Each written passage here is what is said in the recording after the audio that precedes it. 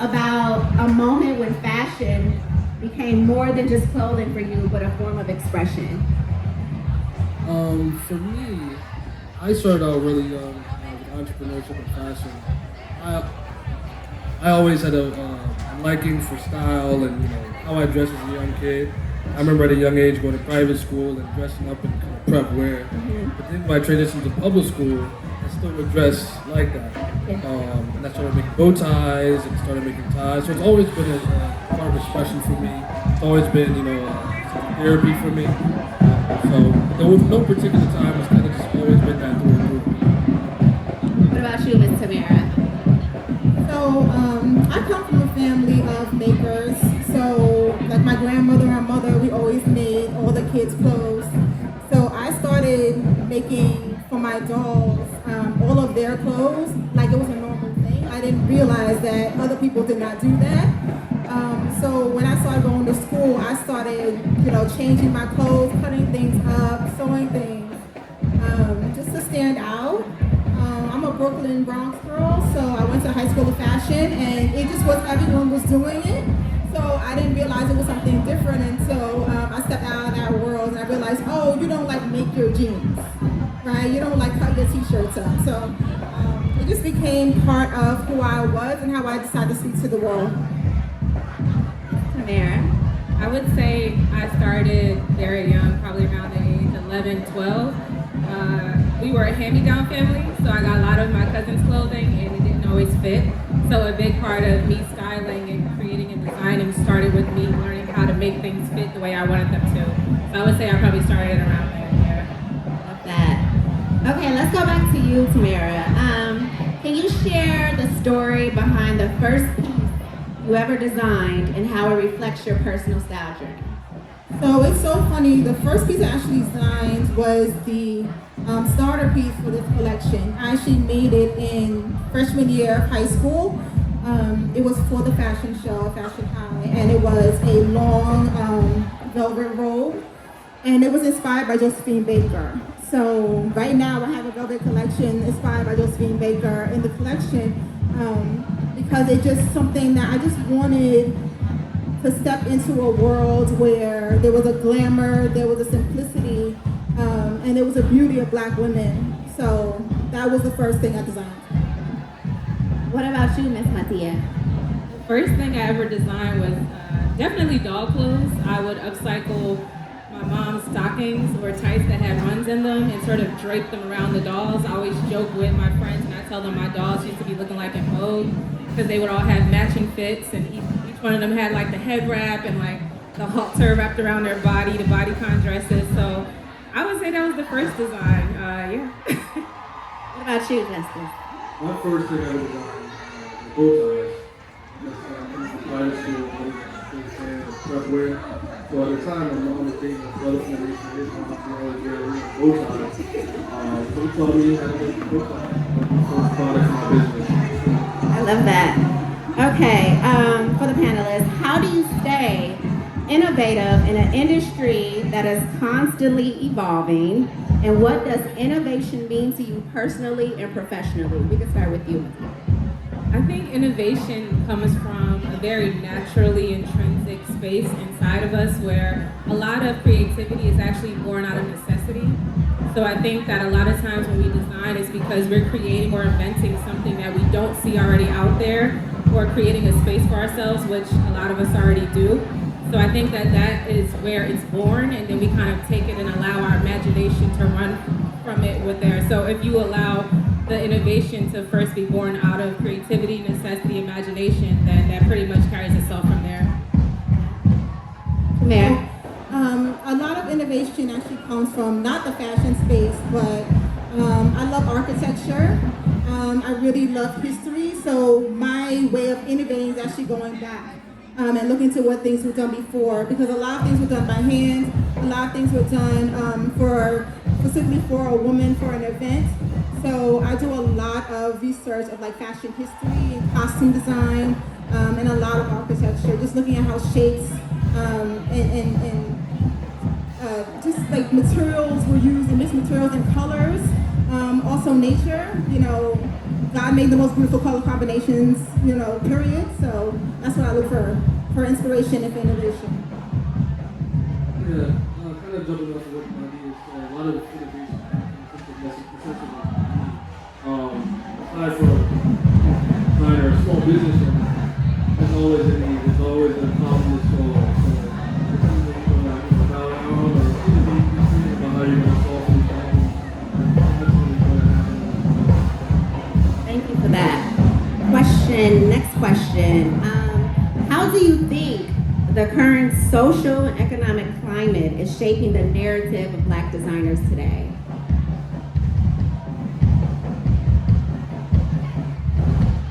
I'll go into that. That was a good one. Well, I think differentiating yourself as a designer has become even more difficult today. Because a lot of people are stylists, which I think is lovely. I love stylists. I actually have friends that are stylists, but they don't design products.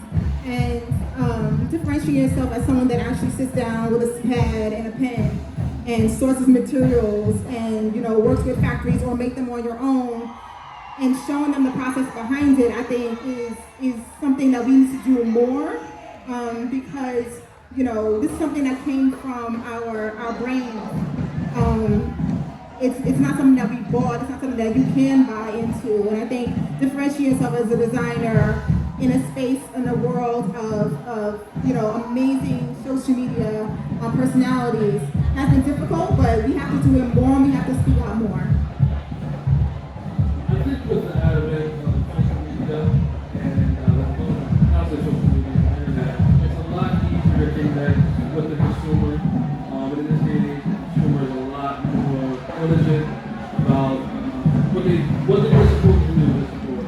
When it comes to being a Black and brown designer, I think it's a lot easier to connect with our clientele. It's a lot easier to tell our stories. And we control our own narrative. I love that. Okay, so next question, and I'm going to add to this question. What strategies do you use to maintain mental wellness and keep the creative juices flowing during tough times? For me, it's about boundaries. Boundaries. Learning how to set boundaries as a creative, just a person in general is one of the most powerful things you can do. And once I learned that about myself, that I'm not someone who wants to constantly be in the spotlight talking to folks 24/7, and I have to really charge myself up for it. I have to mentally prepare myself, but I also just as vigorously need to mentally prepare myself for the rest. So I feel like rest is important, taking moments of pause, being present, putting the phones down, talking to folks and socializing in spaces where we are, making eye contact. So things like that are important, and I also know for a fact recovery from things. A lot of us think we only need recovery when we go to the gym or do high intensity workouts and training, but you also need recovery from trips, you need recovery from work, from talking on panels. All of it. Y'all feel me, right? Okay. So I think that that's been a big part of it, and the more I've learned that, I've been able to kind of ease into my practice and ease into the work as much as I get to ease into the play and the relaxation. Yeah. Well, I design a self-care wardrobe, so I have to, walk it like I talk it. So every single day I find a piece of joy, whether it's, walking next to the elementary school that I live near and hearing the kids laugh outside, walking my dog, I have to get outside. I have to watch a great movie. I have to light a candle, especially when I'm really stressed out. I always light a candle just to hit the aromatherapy to get my mind in a different space. But I do intentionally take time to read a little something, to look at a little something. It's usually not social media. I try to stay off that when I'm actually having that time. But I do open a poetry book to just any page. Just take a moment each day to really center myself, because this world is crazy and it's only getting crazier, and we need to do that every day. Absolutely, I agree. Agreed. I think it's about being intentional about putting yourself the base of it. For me, I like connecting with nature. So every weekend I'm going fishing or hiking or something. Taking time on the intention, separating myself from anything work related, anything related. I think the power of reconnecting with nature. So important. Could each designer share a pivotal challenge that they've overcome in their career and how it shapes their path forward? I can start. I guess for me, the cross section of being a designer and a business owner, that in itself was a moment. I had a store downtown Newark, New Jersey for 3 years now. It got to a point, I think, a year and a half mark of having the store. I was like, wow, this is the whole separate thing in itself. This is a whole other beast I have to master and conquer. Aside from just the brand, creative aspect. So, like you said before, being innovative about finding solutions. And also being transparent with people really have the problems and the power of being vulnerable. Young people know I'm trying. How can I do this? So this is qualified people to give advice that can go for me. I'll just stay innovative and find solutions. Thank you. What about you, Ms. Tamara? I think it was my second year of business where I had to all this work on marketing, I had to all this work on product, and I launched and it was crickets. And I didn't know what to do, and I really had to say, like, if you're in this for the long haul. And I had to call friends and family and just like talk about my stuff, and they were like, oh yeah, like don't worry about it, it's gonna pick up. And I swear, like the next 2 weeks were pivotal and everything changed around. But if I didn't pick myself up, I'd not have this business today. I would have closed down, that year. And I think that was when I learned that sometimes it's not gonna work out the way you plan it, but it's gonna work out. And you really have to be audacious and believe in yourself with that and be self-motivated. I would say for me, it's definitely just been the lack of capital, especially for Black business owners. That's not something that we always have the opportunity to receive. So when you don't receive capital, what it does is create that creativity and that imagination, and you learn how to wear more than one hat. So that pivot comes in where you learn how to wear all the hats, you learn how to do all the jobs for your business. And then when you're grateful and blessed enough to actually be able to hire a team, you can actually delegate properly and manage the way you need to. So in a way, it's a blessing. So you really learn how to alchemize whatever the struggle or the obstacle is. Thank you, Nathia. Very true. What's one fun fact about your design process that might surprise people? I can start? Yes. So I don't know how to sketch. I don't sketch. I usually see whatever the idea is in my head, and I take it from vision to materialization. So that's something that is very every time I tell people that, they're like, what? And I didn't get my start in a traditional way. I'm self-taught, so I'm not technically trained. So I've never really had that whole experience with creating patterns and all of that. So I really, when I do create for people, I need to meet the person, see the body, and really spend my time getting to know the client and draping on the body in order to create something that's really one of a kind and custom to them. So it's very much like a labor of love for me, but I love it, and that's my process. Thank you, Nathia. Tamara? I think for me, I source remnants. So I don't know if you know what remnants are. They are leftover materials as part of my sustainability pledge. So it starts with material. So I'll go to North Carolina, I'll go to New Orleans, I'll go to New York, and I'll find bins and bins and bins of silk. And that's where it starts. So I cut based on what I have. So I get a lot of calls like, you don't have this in this size, like you have this in this, short, but you don't have it in this tank. And I was like, I literally cut like everything that's on the boat. So that's kind of where it starts. And then I put together capsules. So, you'll find like this piece goes with this piece. I make sure that things go together. So if you do buy something today, 2 months later, that material is gone, you'll have something that coordinates directly with it because I'm buying things so that every single piece coordinates with one another. Love that. What about you, Justice? Yeah, I don't sketch. So basically, if you see it, get it done. Next, how has your personal background influenced the ethos and aesthetic of your brand? Kind of going back to my love for being outdoors, love for fishing.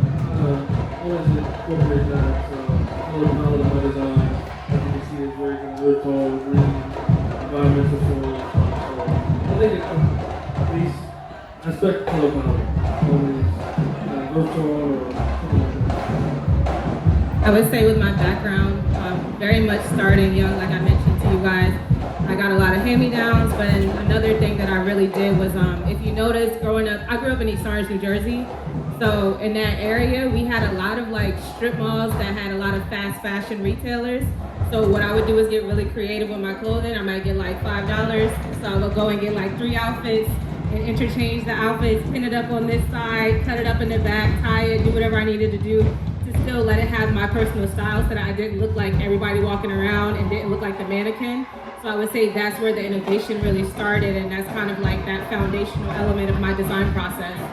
Love that, Samara. So I'm like a theater kid and a cinephile, so a lot of my designs come from like old-fashioned costuming. So there are a lot of clean lines, a lot of certain fits and certain cuts that just aren't made anymore. Everything is very boxy for a lot of different reasons. But I look at like those classic shapes, and that's what I get inspired by. So all of that, Dorothy Dandridge, all that Lola Falana, all of those costumes, that's where I get real innovation from.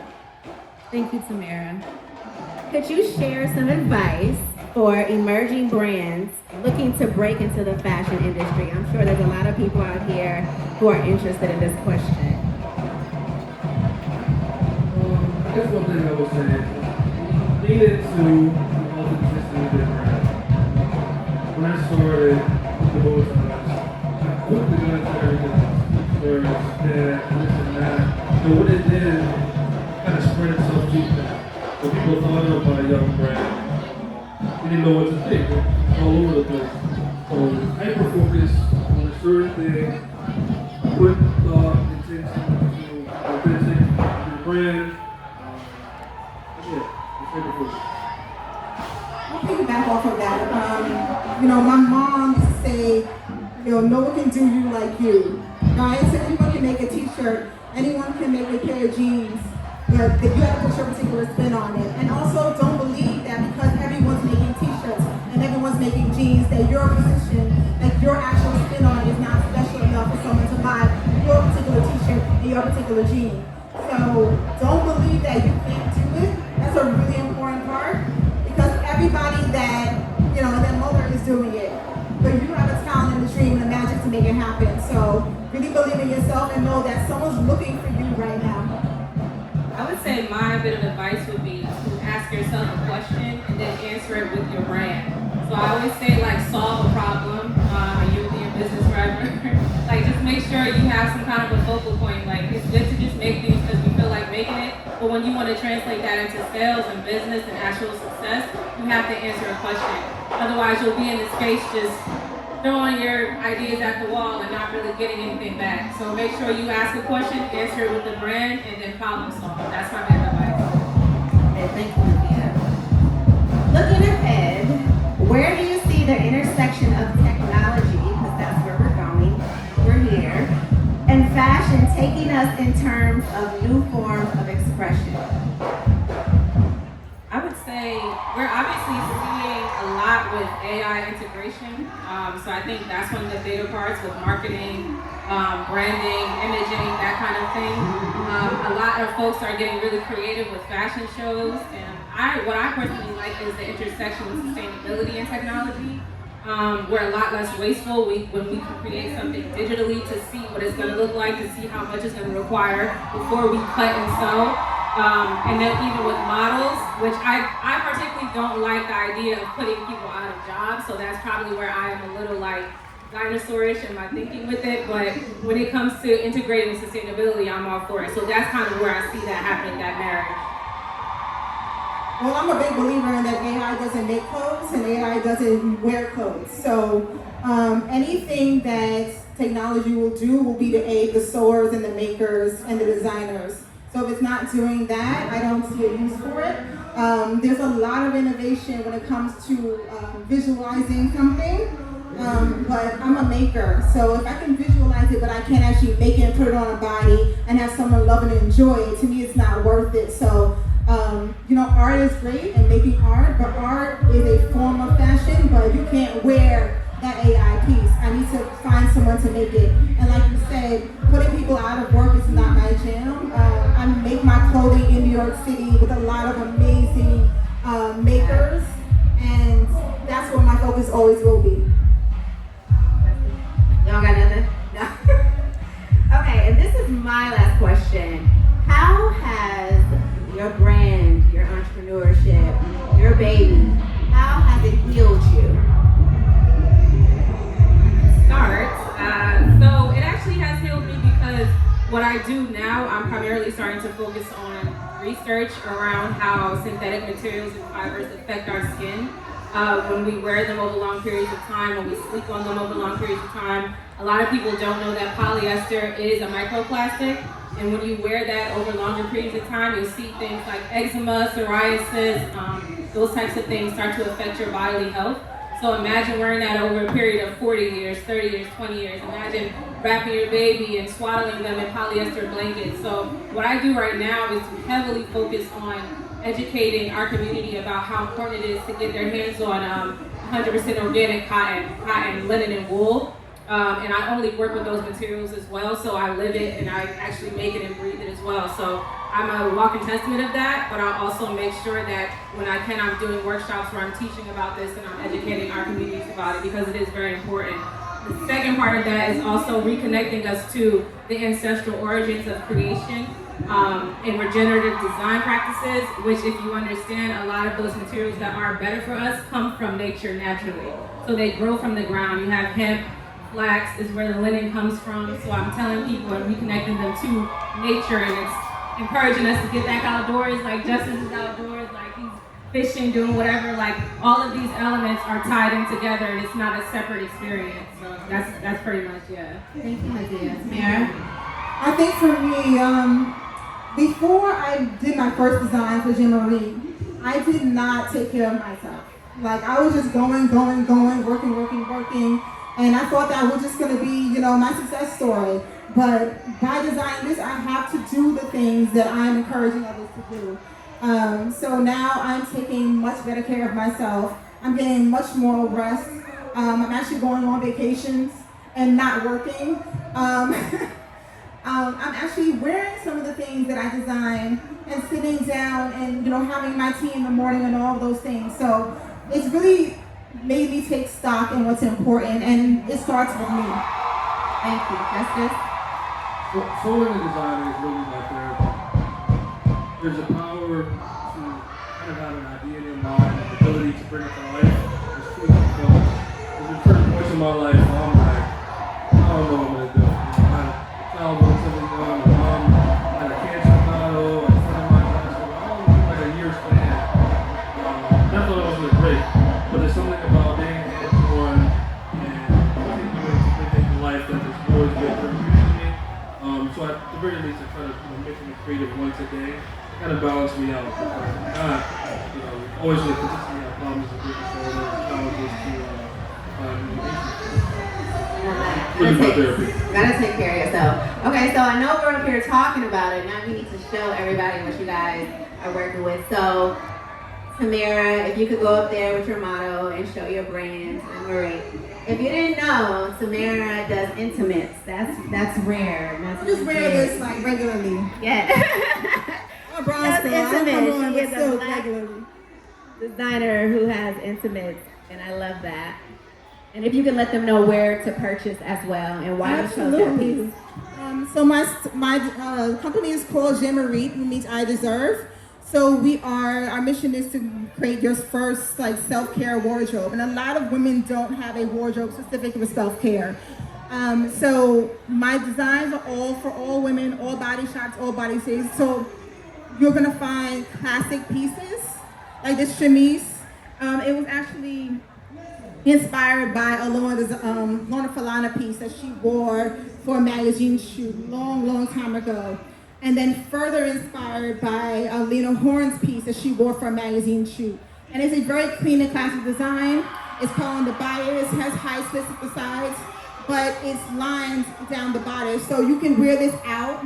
You can wear this, to dinner, or you can go to sleep in it. I do both, And also, all of my designs are femme forward, so they're for you. You know, your partner can love it, your partner can enjoy it, but it's for you to enjoy. So when you're watching your show, when you're doing your nails, when you're contemplating your next steps, it is for you to wear.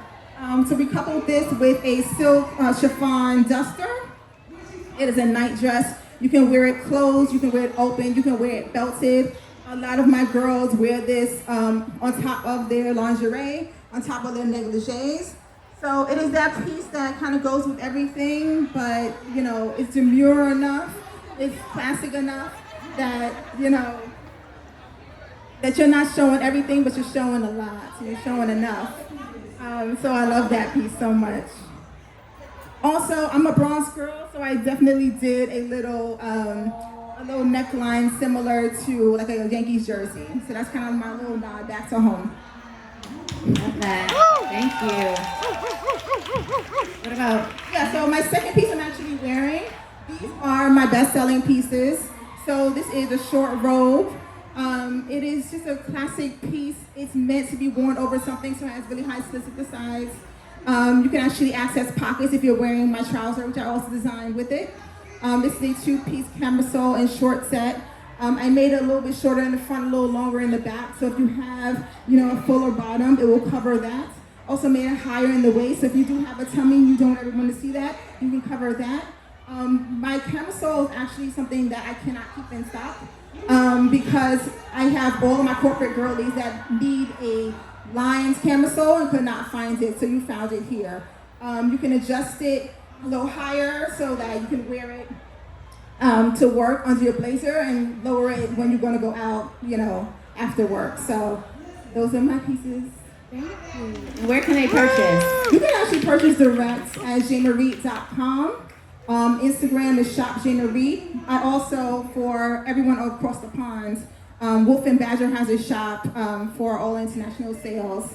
So you can buy everything there. And right now I am throwing a sale for Black Business Month. You get 50% off. So you sign up for the newsletter and get 50% off right away. I also have a large selection of affirmation candles. They affirm love, peace, rest, joy, and healing. They're the most amazing candles, and they're also for sale on the website. Thank you, Tamara. Next, Mantia Official. My model Maya is coming up now. So we're both wearing my pieces, but yes, give it up for Maya. So Maya actually has on one of my patchwork dresses. These are upcycled dresses that are created from the scraps of t-shirts, old polos, that sort of thing. If you see right here, this is a button detail from an old shirt. So I do take care to make sure I leave some like remnants of the old clothing so that you kind of understand what all went into the clothing and what it took to make. What I do is shred the discarded clothing. So I normally pick things that have stains or it has holes, that kind of thing. I shred up the pieces and then I lay it out in patchwork to create my own motif of design, like for the stretch of fabric to sew from. And then you can see on the back, it continues. It's not just on one side, so it's all over print. And it's one of a kind because once it's created this way, nothing else will look like it, and I can't do the same design twice. So you'll always have something original and custom. They are complementary to all body types. I've done collections in the past, but right now I am focusing on made to order. So if you do see something on the website that you like, you can do a custom order for it. But right now I'm currently gonna have these patchwork bucket hats in stock. And what I do is do slower releases. So you'll see 3 on the website at a time. So I always encourage folks, if you like something, subscribe to the newsletter. I don't spam you, I promise. But if you subscribe to the newsletter, you'll get the information about when the drop is coming so you can jump on it because things sell out quick. So thank you, Maya. Thank you. And I'm actually wearing one of my designs as well. So this is an upcycled corset and a skirt. It actually started out as a full dress, but what I do, I tend to allow my wardrobe to grow with me. So once I'm kind of over the way something looks or the form, I'll go back in and redesign it myself and upcycle it again. The bucket hat is made from the scraps of past collections. So what I do after I cut and sew these, I keep all the leftover scraps and then I shred them up. And then I do things like this, or I create puffer vests and stuff the vest with the scraps. So it is a form of zero waste design, which I'm very proud of. Thank you. Love that. And yes, thank you. And you can actually shop on the website, www.mahdia.co. And I can connect with any of you afterwards off stage and share that information with you. I'm also on Instagram at Mahdia Official. And my name again is Mahdia Muhammad. Thank you. Thank you. Next, Mr. Justice. Hey everybody. So I'm a brand called Brown Mill. It's named after my grandparents. My grandfather's middle name is Brown. My grandmother's first name is Mildred. So honor their legacy. It's like a good foundation. But our brand is really compassion, recycling, zero waste stuff, foundation for the US. But this is actually one of the first things that we made. I thought it would be pretty cool to bring it in. Before we had the store, the main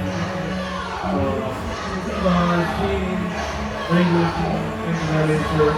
People wearing out of recycle, really prepare just fun all week. Those are ready to wear items, the brand has all types of everywhere. Go on our website or Instagram, below our Instagram is Brown Mill Company. Thank you. And that concludes Thread Expression Style Stories.